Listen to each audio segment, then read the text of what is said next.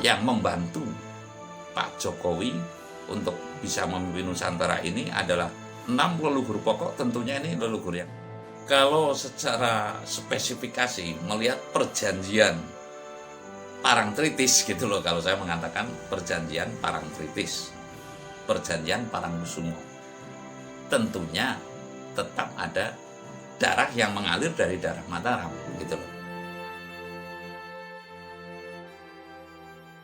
Salam mulia Mbah. Salam mulia.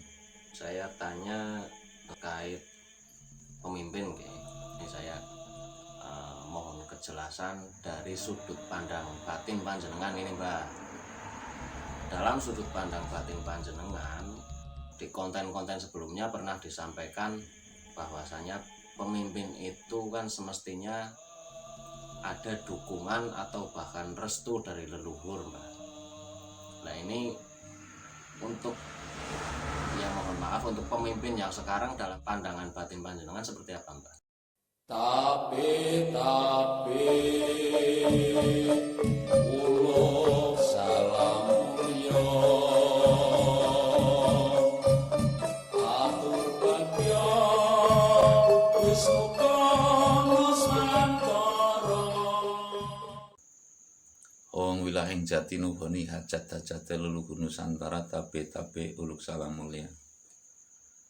Jadi saya akan sedikit bercerita loh ya, bukan mengupas. Antara bercerita dengan mengupas kan beda.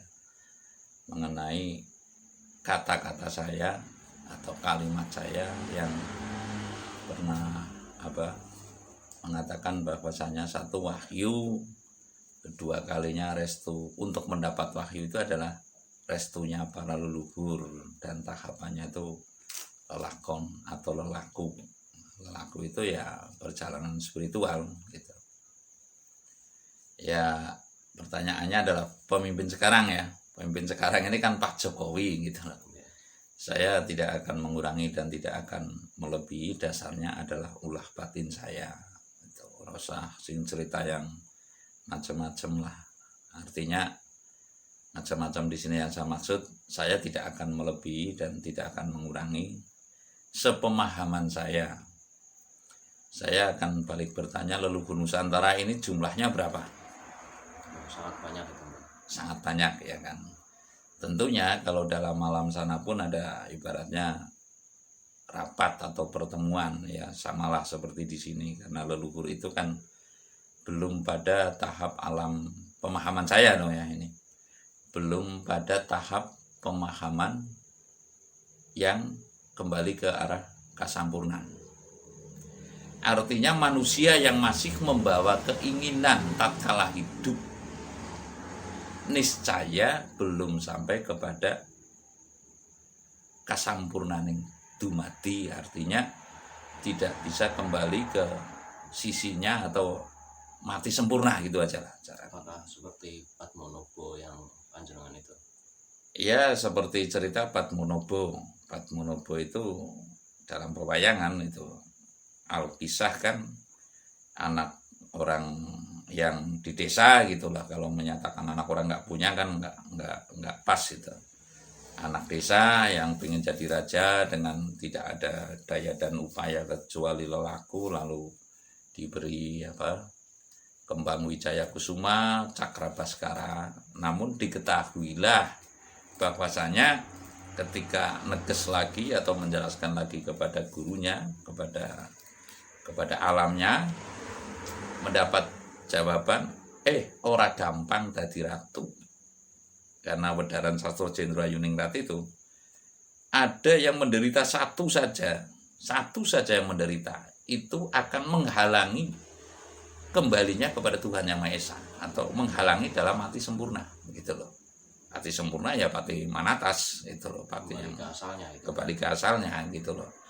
Nah, taruhlah ya nanti dalam konten tersendiri lah pati sempurna itu seperti apa. Jadi Padmonobo ini lalu ragu-ragu dan tidak berani memakai jimatnya itu, sehingga bertapa untuk di Giripurno itu menunggu siapa yang mau saya beri, yang semestinya kuat dan harus terah kesumo rembesing madu. Ya datanglah itu si Narayana atau Kresna, anak daripada Basudewa yang memang dikodratkan untuk menjadi raja dan memegang kembang Wijaya Kusuma itu. Sebab yang memegang kembang Wijaya Kusuma itu kan harus jadi raja nih. Harus jadi raja untuk bisa mengayomi seluruh taruhlah umat lah. Umat ini kan ya umat. Tidak terpaku kepada suku, agama dan ras gitulah kalau umat. Nah, kembali lagi kepada Pak Jokowi lah ya, secara itu pemimpin sekarang itu. Kalau saya tidak salah rekam rasa saya dalam ulah batin saya, besar kecilnya, kembali lagi tadi ada rapat seluruh Nusantara juga banyak, tapi saya meyakini, saya tidak mengajak untuk yakin kepada siapa saja, kepada yang kaum yang meyakini gitu, untuk yakin. Artinya saya nggak mengajak untuk yakin, saya punya keyakinan kalau Pak Jokowi itu adalah direstui oleh leluhur pokok. Yang saya tahu itu keterangannya hanya ada 6 ruang Pak Jokowi, 6 ruang leluhur kepada Pak Jokowi yang menurut saya, keyakinan saya berasal dari Pertapan Kembang Lampir Yogyakarta. Tapi karena 6 dan leluhur kan banyak ini. Karena 6 ini, restu dari 6 ini tentu leluhur pokok. Leluhur pokok yang saya maksud kalau Mataram itu ya Genggiring, Pemanahan gitu. Kalau leluhur pokok dalam Majapahit ya Arya Wiraraja gitu dan sebagainya gitu loh. Nah, saya meyakini ada 6 leluhur yang merestui kepada Pak Jokowi untuk memimpin Indonesia Raya ini gitu loh, memimpin Nusantara ini.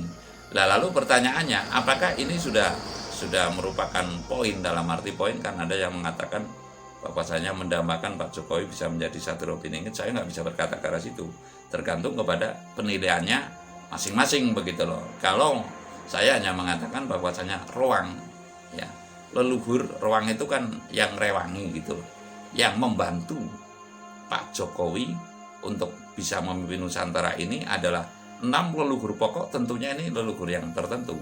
Untuk siapa-siapanya saya nggak berani mengatakan. Artinya saya takut keliru juga. Tapi saya meyakini intinya ruang Pak Jokowi, leluhur Nusantara ini ada 6. Tentunya leluhur yang pokok lah. Ya yang pokok kalau dalam Mataram kan ya seperti saya sebutkan itu, Iban Jawi, Pemanahan, ya terus Genggiring dan sebagainya gitu. Terus ada Kebok Nongo, ada Sultan Hadiwijoyo, ada Panembahan Senopati mungkin ya. Itu leluhur yang tentunya leluhur yang inti yang mendukung Pak Jokowi bisa pilih enggak. Dan saya meyakini itu kan kuliahnya di Jogja. Pak Jokowi UGM ya kan. Walaupun sebentar, walaupun hanya diajak teman, beliau pernah ke Kembang Lampir gitu loh, kan ada di Gunung Kidul itu Kembang Lampir. Dan lalu mungkin saya meyakini pula saat itu juga mungkin Pak Jokowi dalam kondisi yang riado atau pas ngepasi ketiktingan itu getih yang pas mapannya getih itu darah yang bisa menghubung ke yang gaib, lalu mendapat dukungan secara mungkin saking grentese rasa dan sebagainya, itu kan bisa menyebabkan leluhur ternyuh ya kan. Ternyuh ya ternyuh, terharu, lalu ini saja menjadi pemimpin Nusantara lah. Dengan begitu tentunya Pak Jokowi punya kekuatan, intinya kekuatan restu leluhur, 6 restu leluhur.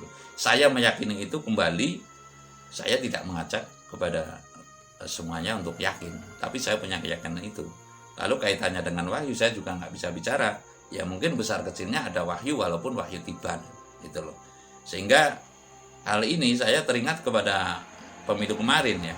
Pemilu kemarin Pak Jokowi kan kalau nggak keliru ya, lagi kalau nggak keliru, Pak Jokowi kemarin ketika di Jogja, kampanye di Jogja, selama 4 tahun setengah saya dihujat, saya dicela, saya dikatakan PKI lah intinya, itu difitnah dan sebagainya.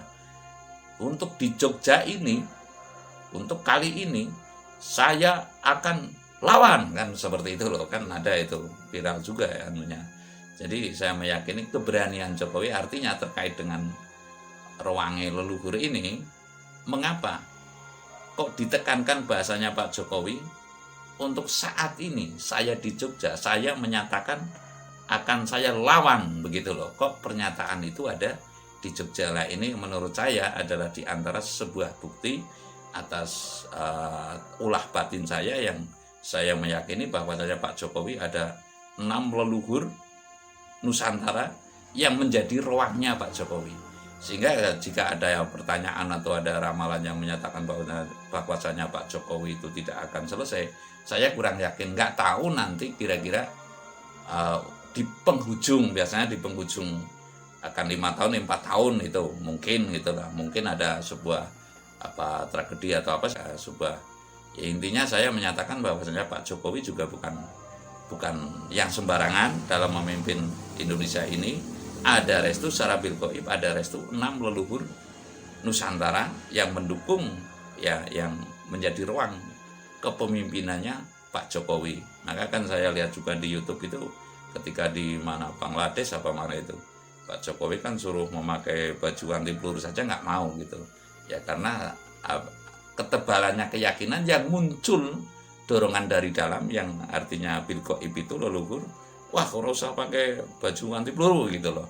Lalu terekspresikan dalam raganya Pak Jokowi, dalam tubuhnya Pak Jokowi, dipakai mau suruh memakai baju anti peluru nggak mau gitu. Jadi memang ada sebuah hentakan yang seolah-olah itu Pak Jokowi kayak orang punya ilmu dan sebagainya. Tapi menurut saya itu adalah keyakinan Pak Jokowi yang didukung oleh ruang leluhur ini.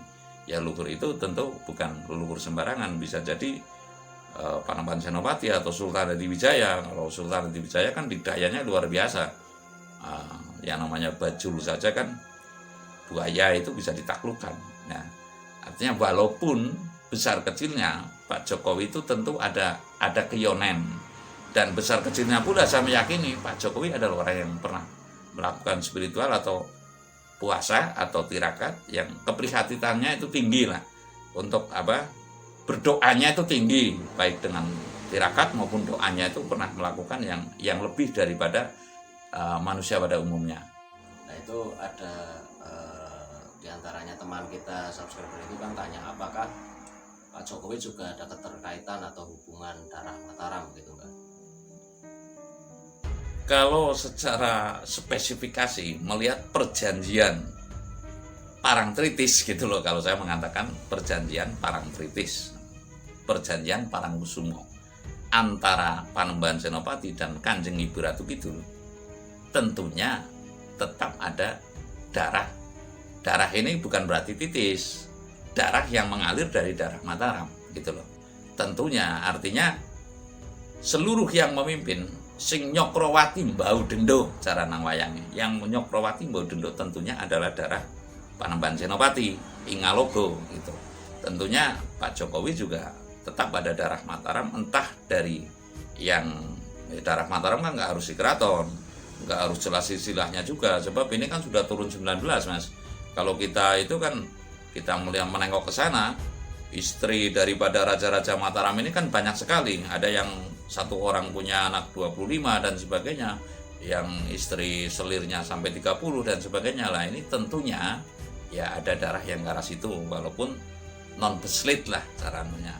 Ya bukan sih lagi itu, di Cilacap saja kan ada diantaranya. Kalau ibu saya itu masih ada beslit, malah beslit keturunan Mataram, tapi ketika itu malah ibu saya mengarahkan, udahlah nggak usah pakai gelar-gelaran, nggak usah pakai itu, sekarang zamannya sudah berbeda lah. Ini kemungkinan ya taruhlah suku Samin saja itu kan ada darah Mataram Mas, itu. Jadi ya kita mesti menghormati sesamanya, tidak bisa kita menyepelekan begitu saja, kecuali dengan berniat saling asik asuh untuk tegaknya keluhuran ini, untuk tegaknya kedamaian dunia ini.